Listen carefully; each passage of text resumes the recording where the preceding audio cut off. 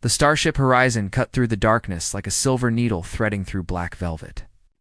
Inside the command deck, Captain Elias Thorne stared at the approaching planet Mazara Prime. Capital world of the Mesari Imperium, a massive, purple-blue sphere wrapped in swirling clouds and orbited by 3 artificial moons that gleamed like polished obsidian. Approaching final vector, announced Lieutenant Kayla Chen, her fingers dancing over the navigation console. Mesari Control has granted us landing clearance. She paused, glancing back at Thorne. Though they didn't sound happy about it, Thorne nodded grimly. When the Galactic Alliance had collapsed 6 months ago, the fragile human colony of Nova Haven had suddenly found itself vulnerable. The Mesari, with their vast empire of 17 systems, had always regarded humans as primitive curiosities at best. Now they were potential conquests.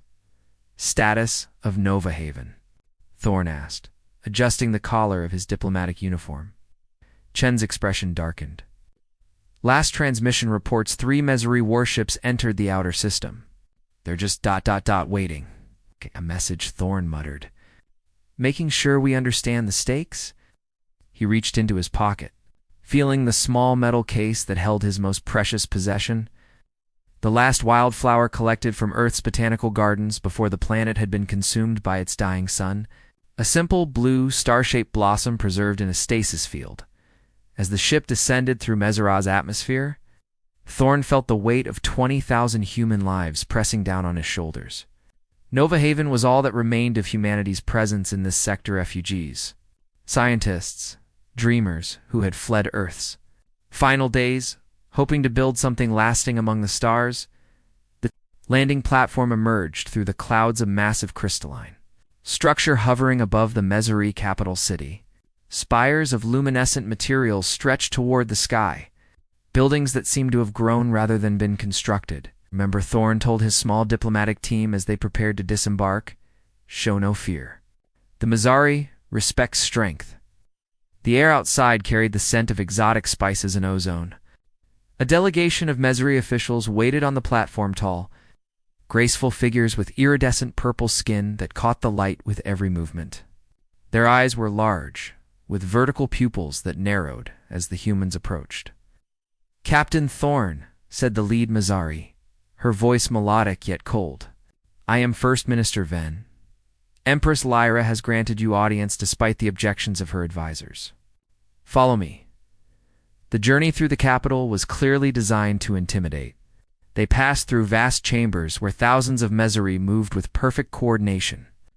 Technological wonders that made human achievements seem primitive, and military displays that showcased weapons capable of reducing planets to ash. Finally, they arrived at the Imperial throne room, a vast dome with walls that shifted between colors like the surface of a soap bubble. Guards lined the perimeter, each holding crystalline spears that hummed with energy. At the center sat Empress Lyra, on a throne that appeared to be carved from a single, massive gem. Her skin was the deepest purple, almost luminous against her flowing silver robes. A delicate crown of what appeared to be living crystal adorned her head, pulsing gently with inner light. So, she said, as Thorne approached, her voice carrying effortlessly across the chamber, the last representative of humanity comes to beg for mercy. Her lips curved into what might have been a smile. How fascinating that your species still clings to hope when the stars themselves have abandoned you. Thorne straightened his back, meeting her gaze. Empress Lyra, I come seeking an alliance, not charity. Nova Haven offers nothing I cannot simply take, Lyra interrupted, leaning forward. Your technology is primitive, your resources meager. Your military power? ... Laughable. The Mesari courtiers around the room tittered with amusement, a sound like wind chimes in a breeze. Thorne felt desperation rising. He had prepared arguments about trade benefits, cultural exchange, scientific collaboration, but they suddenly seemed hollow before the reality of Mesari power. Instead, his hand moved to his pocket, withdrawing the small metal case. The courtiers fell silent as he opened it, revealing the preserved blue flower glowing gently in its stasis field. This, he said softly, was the last flower to bloom in the gardens of Earth before our sun expanded. Our homeworld is gone, but we carried this small piece with us across the stars. He stepped forward, ignoring the guards who tensed, and knelt before the Empress. Holding the case up toward her, not as a bargain or bribe, he continued, but as an offering of understanding. This represents everything we were and hope to be again, life that persists even when all seems lost. The throne room fell completely silent. Lyra stared at the flower, her expression unreadable. Then, to the visible shock of her court, she rose from her throne and descended the steps toward Thorn. The Empress knelt, bringing herself to his eye level, and gazed at the small blue blossom. For a moment, something like wonder crossed her features. "You bring me something my empire, with all its power, cannot create," she whispered. "A memory of a world that no longer exists." Her long fingers hovered above the flower, not quite touching it. "Perhaps," she said, her voice changing, "there is more to learn from your kind than I believed." The imperial gardens stretched before Elias like an alien. Dream crystalline structures that mimicked plant life, but shimmered with an inner light that no earth vegetation had ever possessed. The Mezerie had perfected the art of capturing beauty, but something essential seemed missing from their creations. "Your reaction is unexpected, Empress," Lyra said, walking beside him through paths lined with glowing mineral formations. 2 days had passed since their first meeting, and to the shock of both their peoples, she had invited the human diplomat to walk with her privately, accompanied only by distant guards.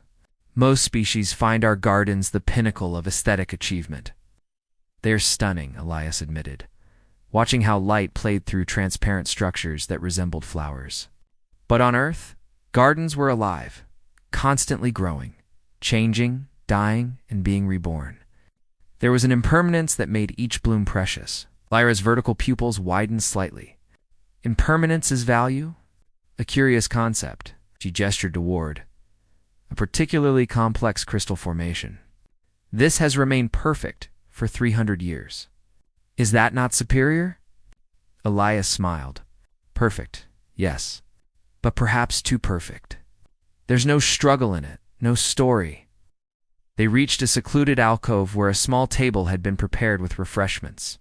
As they sat, Elias noticed how the light caught the purple undertones of Lyra's skin, creating iridescent patterns that shifted with her every movement.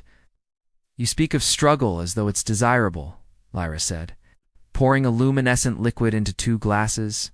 "The Mezerie have worked for millennia to eliminate struggle from our existence, I guess." "And yet you conquered 17 systems," Elias observed, accepting the drink cautiously. "That suggests some appetite for challenge remains." A faint smile touched Lyra's lips. "Perceptive.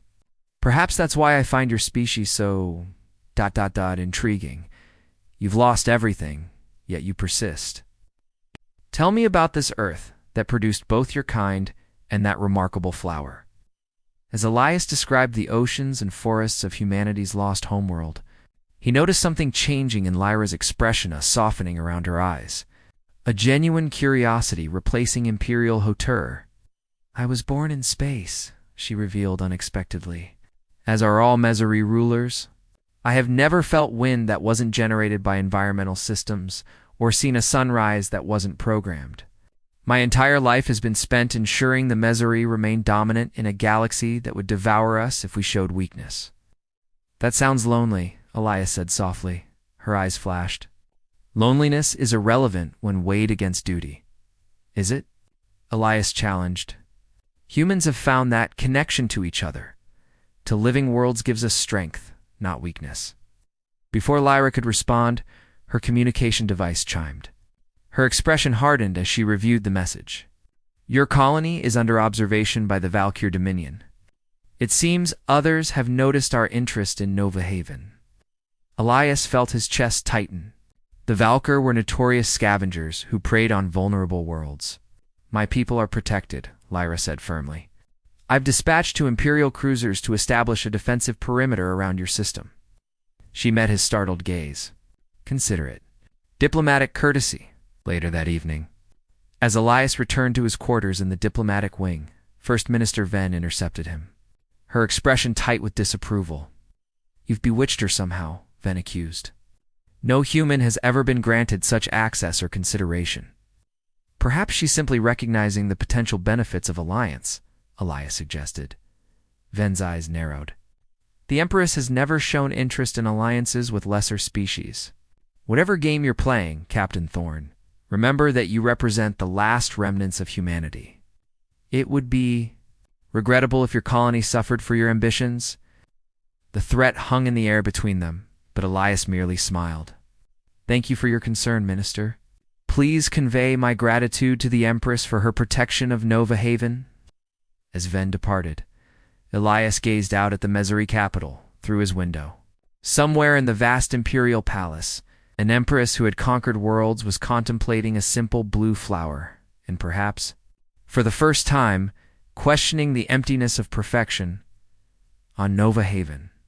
The colony's governing council gathered in emergency session. The appearance of Mesari warships had initially caused panic until their defensive positioning became clear. "Are protecting us?" Council leader Maya Santos asked incredulously. "That's unprecedented." Security Chief Darius Reed remained skeptical. "Or they're ensuring no one else claims us before they do. Thorne has 3 more days before our deadline. If he fails to secure an agreement, then we prepare for evacuation," Santos finished grimly. "Though where 20,000 humans would flee in a galaxy that's forgotten us, I can't begin to imagine, in her private chambers." Empress Lyra held the stasis case containing Earth's last flower, studying it with an intensity that would have shocked her subjects. In 900 years of Mesari rule, no empress had ever considered an alliance with a species they could simply conquer. Yet as she gazed at the delicate blue petals, she found herself haunted by Elias Thorne's words about impermanence and struggle. The Mesari had created an empire of perfect, unchanging beauty, and in doing so, had perhaps lost something essential that this small, doomed human colony still possessed, for the first time in her long reign. Empress Lyra questioned whether dominance was truly the pinnacle of achievement, and as she contemplated alternatives, somewhere deep within her, something long dormant began to stir. The explosion tore through the eastern wing of the palace with devastating force. Elias had been returning from a diplomatic briefing when the shockwave threw him against a wall, debris raining down around him. Through smoke and confusion, he heard screams both human and Mesari. His diplomatic training gave way to military instinct. Ignoring his own injuries, he pushed deeper into the damaged section, pulling survivors from the rubble. When he found a wounded Mesari guard pinned beneath a fallen column, he didn't hesitate, using a broken beam as leverage to free her. The Empress, the guard gasped, purple blood seeping from a gash on her forehead. She was inspecting the new atmospheric processors.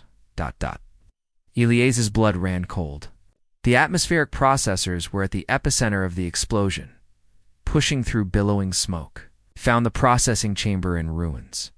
Security forces were already swarming the area, their crystalline weapons drawn. Several turned those weapons on him as he approached. "I stand down," he shouted, raising his hands. "I'm here to help." There she is. Someone called, and Elias spotted a crumpled form beneath a section of collapsed ceiling. Without thinking, he rushed forward, ignoring the weapons trained on him. Empress Lyra lay unconscious. A deep laceration across her shoulder revealing flesh that shimmered with an inner luminescence beneath her purple skin.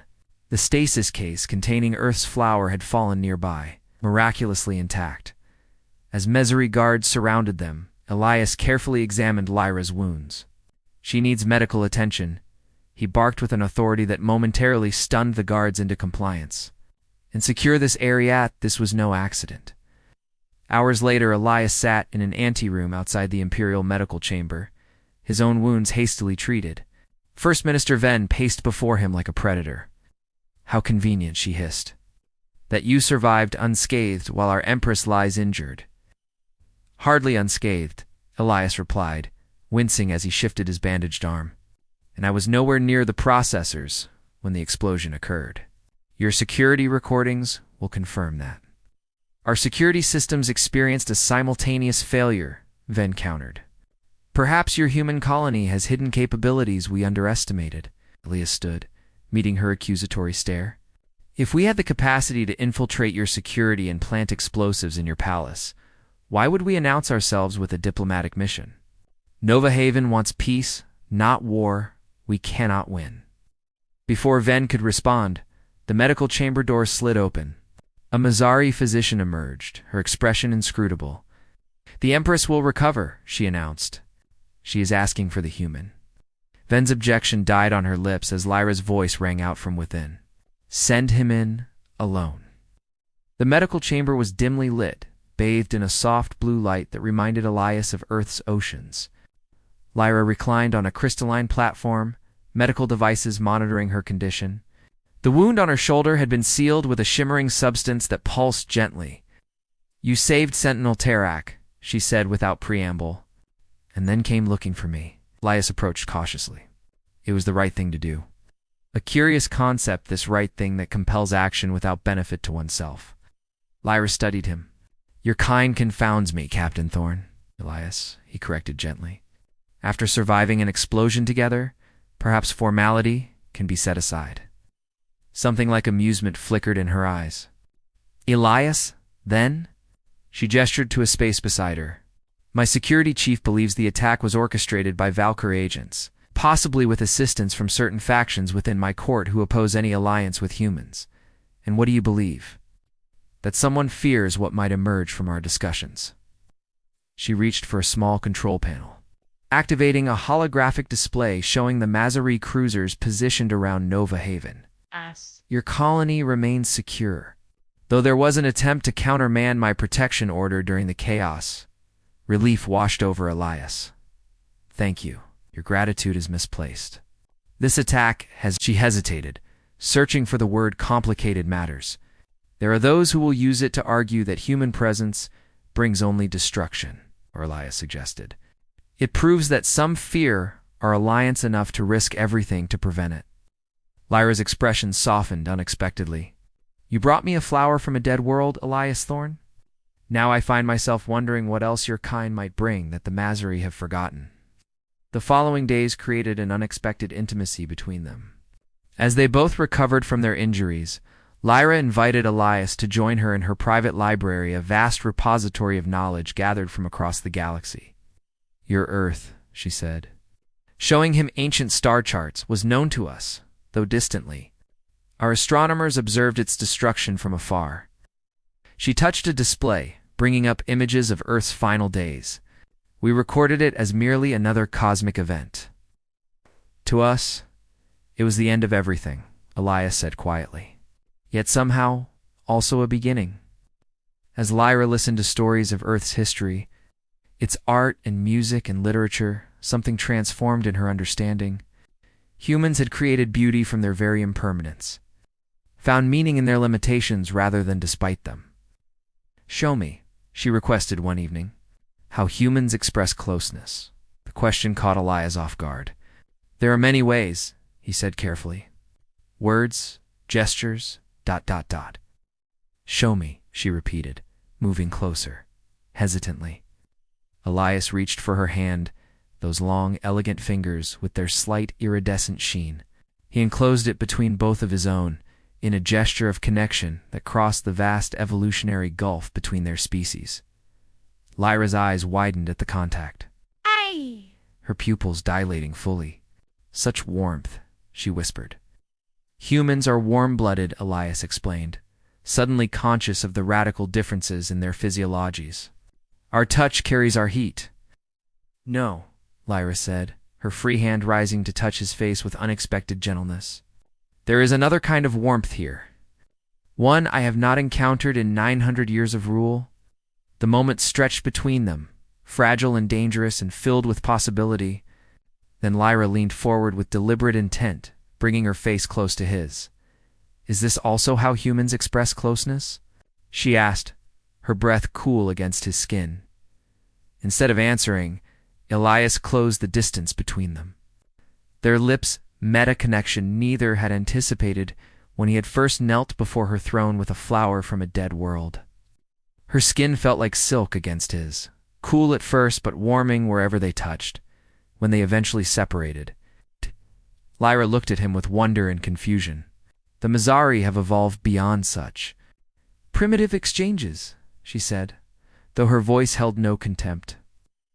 Then what you've evolved beyond, Elias replied softly, is one of the most beautiful aspects of existence. Outside the palace walls, both their worlds trembled on the edge of transformation. But in that moment, an empress who had conquered stars and a captain from a dying species discovered something neither empire nor colony had prepared them for: the revolutionary power of understanding another's heart. The news spread through the Mazzari capital. Like wildfire, press Lyra had taken a human as her confidant. In the crystal spires of the nobility and the luminescent markets of common citizens, speculation ran rampant. Some whispered of political strategy, others of alien enchantment. None dared speak openly of what many suspected, that the Empress of 17 Systems had developed genuine affection for this curious creature from a dead world. In the Grand Council chamber, Elias faced the assembled Mazzari leadership. Standing alone before 24 purple-skinned dignitaries whose vertical pupils narrowed with suspicion, "The Empress's judgment is compromised," General Xerxes declared, his ceremonial armor gleaming under the chamber's light. "First, she offers protection to a human colony of no strategic value. Now she shares imperial secrets with their representative." "I've shared nothing that would harm the Mazzari," Lyra countered from her elevated throne. "Captain Thorn has demonstrated insights that benefit our empire. What possible insights could primitives offer the Mazzari Imperium?" asked Science Minister Tala, her tone dripping with disdain. Elia stepped forward. "Perhaps the recognition that advancement isn't measured solely by technological achievement or territorial expansion." His voice remained steady despite the hostility directed at him. "The Mazzari have mastered space and time, created wonders that would seem like magic to my people. Yet in your perfection, you've lost something essential: the capacity for growth through connection." "Impertinence," Xerxes snarled. "Your species couldn't even save its own homeworld." "Enough," Lyra commanded, rising from her throne. The chamber fell silent immediately. "Captain Thorn speaks not as a supplicant, but as my invited counsel. You will accord him the respect of that position." The council session ended in tense disagreement, with most ministers barely concealing their opposition to any formal alliance with Nova Haven. As Elias and Lyra walked the corridor afterward, he could see the strain in her normally composed features. "Your position is weakening because of me," he observed quietly. "My position has never been based on universal approval," she replied. 9 centuries of rule teaches one to weather political storms." In her private chambers, Lyra activated a holographic display of the galaxy. Zooming in on a sector near Nova Haven, we've detected unusual movement from the Valkyr fleet. "They're gathering forces here, here, and here." She indicated 3 points forming a triangle around the human colony, preparing to attack. Elias asked, studying the tactical display. "Perhaps," Lyra's fingers manipulated the hologram, "or perhaps creating a trap. The Valkyr never commit resources without certainty of profit." She turned to face him fully. "There's more. Our intelligence suggests elements within my own military may be communicating with them." Elias absorbed this with growing alarm. "Xerxes? Likely, though I lack proof." She moved closer, taking his hands in a gesture that had become natural between them. "I must return to Nova Haven with you. See this human colony that has become so significant. That would be unprecedented. No Mazzari Empress has ever visited a non-Mazzari world. Precisely why it must be done." Determination hardened her features. "If I am to convince my people that humans deserve alliance rather than conquest, I must understand what you're fighting to preserve." 2 days later, the Imperial vessel Eternal Radiance entered Nova Haven's orbit. Its crystalline hull catching the light of the system's young star. On the colony's surface, a mixture of celebration and trepidation greeted the news of the Empress's arrival. The landing platform had been hastily decorated with the colony's limited resources handwoven. Banners and planters filled with the few earth flowers they'd managed to cultivate in Nova Haven's soil. Nothing compared to Mazzari's splendor. but representing the heart of what remained of humanity, Council Leader Santos waited with the colony's leadership as the Imperial shuttle descended through the atmosphere. "I still can't believe she's actually coming here," she murmured to Security Chief Reed. "Question is she coming as a potential ally or to inspect her next acquisition?" Reed replied grimly. When the shuttle doors opened and Empress Lyra emerged with Elias at her side, a hush fell over the assembled colonists. Her height and the luminous quality of her purple skin made her seem almost supernatural among the humans. Yet there was something in her bearing a curiosity, an openness that differed from the cold imperial presence she had first presented to Elias.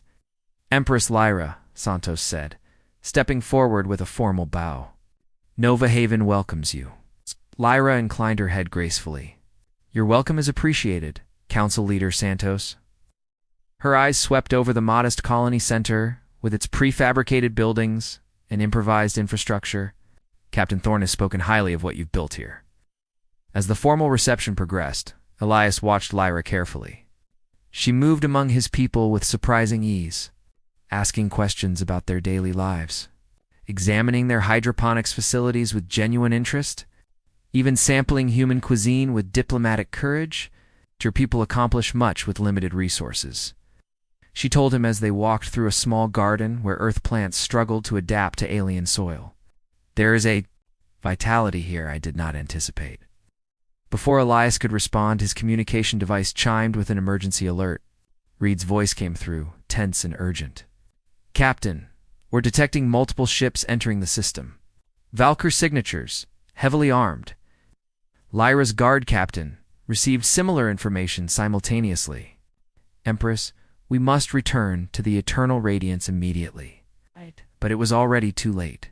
The colony's modest defense system blared as radar detected incoming vessels entering the atmosphere. Within moments, the sky above Nova Haven filled with the predatory silhouettes of Valkyr attack ships.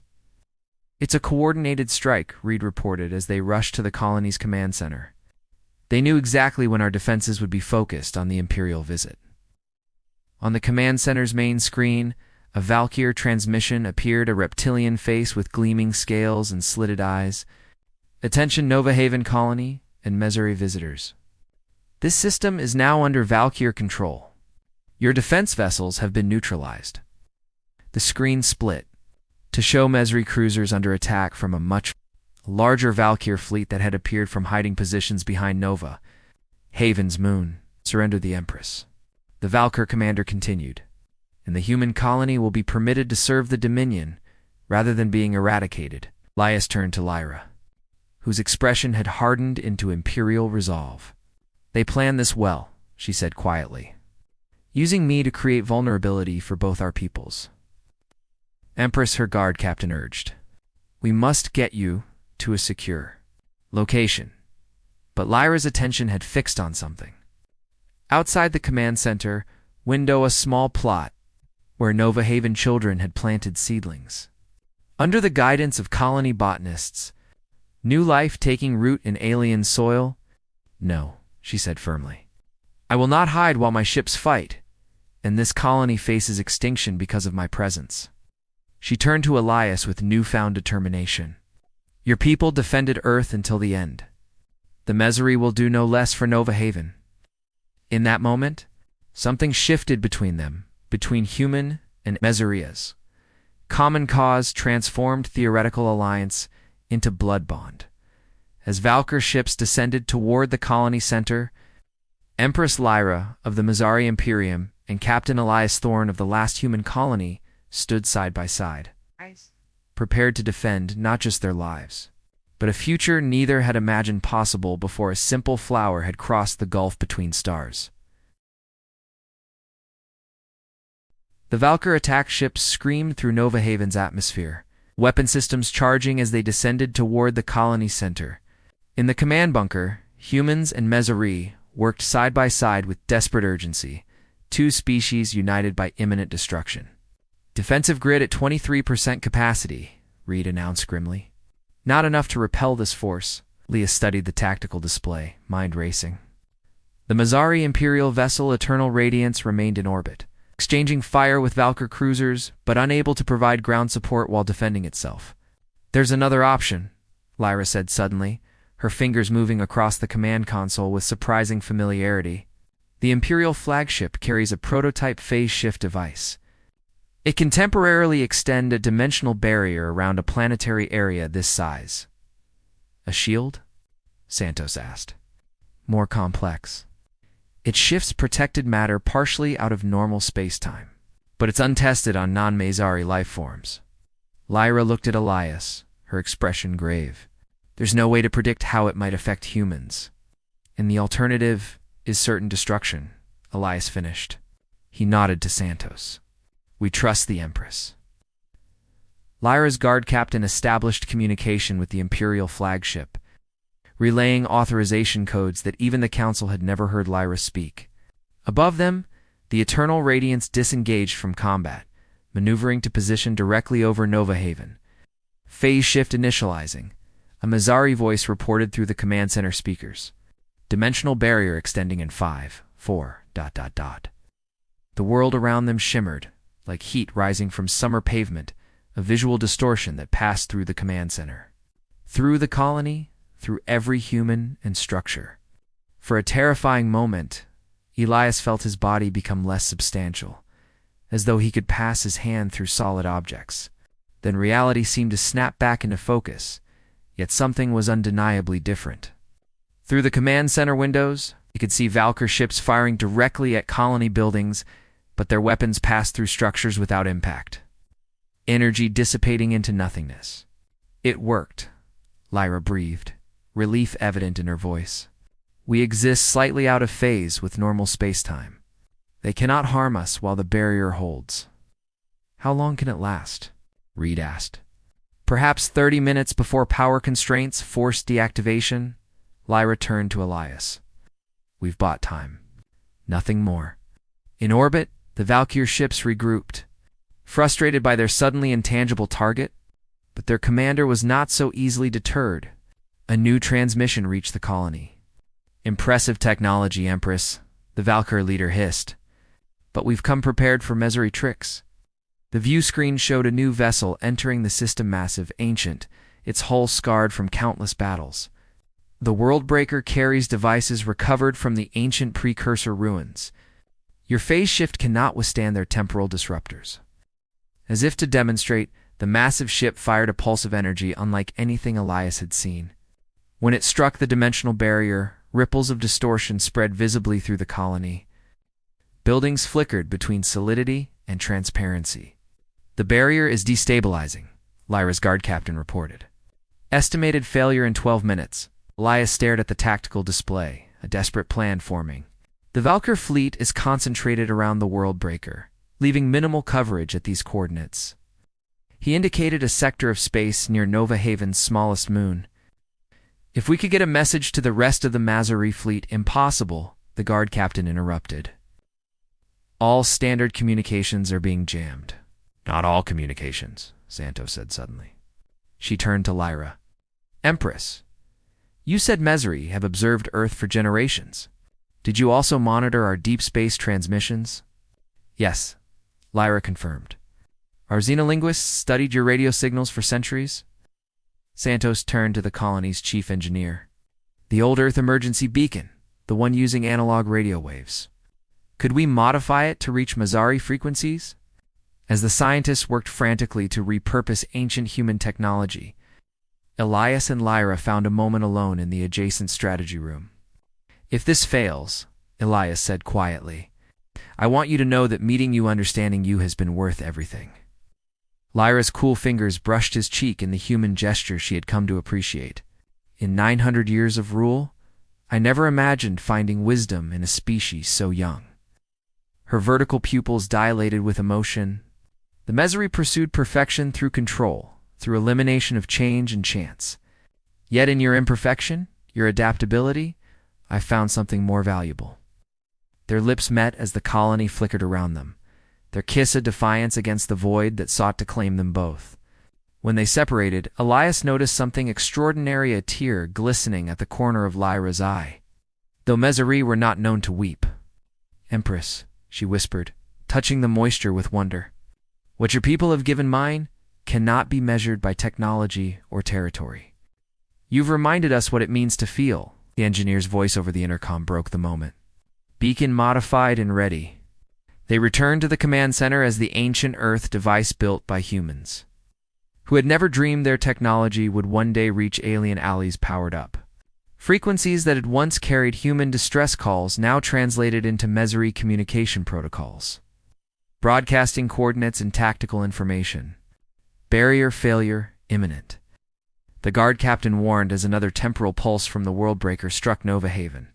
This time, several buildings partially materialized, their edges scorched by Valkyr weapons. Elias watched the tactical display, hoping against hope. If they received our message...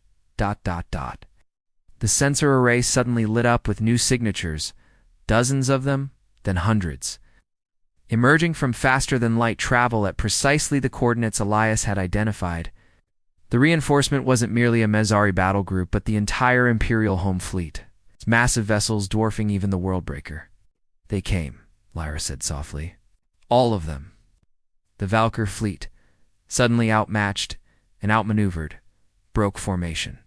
Some vessels attempted to escape. Others, recognizing their commander's fanaticism, fought to the end. The Worldbreaker itself, ancient and powerful, but no match for the combined might of the Mesari fleet, was surrounded and disabled within minutes.